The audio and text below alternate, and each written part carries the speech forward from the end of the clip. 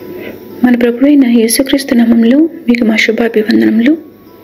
ఈరోజు దేవుని వాగ్దానము కాగా, ఎవడైనను క్రీస్తునందున్న ఎడల వాడు నూతన సృష్టి, పాతవి గతించెను, ఇదిగో క్రొత్తవాయెను.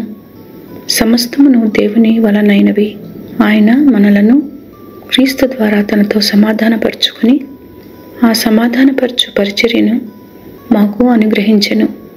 2 కొరింథీయులకు 5వ అధ్యాయము 17-18 వచనాలు.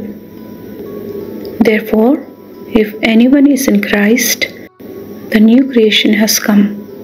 The old has gone, the new is here. All this is from God, who reconciled us to himself through Christ and gave us the ministry of reconciliation.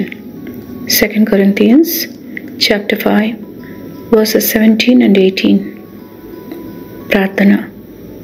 ప్రేమగల తండ్రి, కృపగల దేవా, మీ ఘనమైన నామమునకు వందనాలు.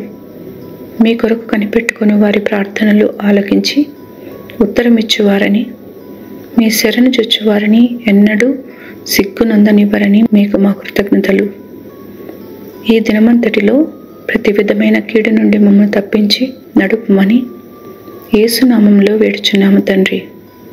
Amen. Have a blessed day. God bless you.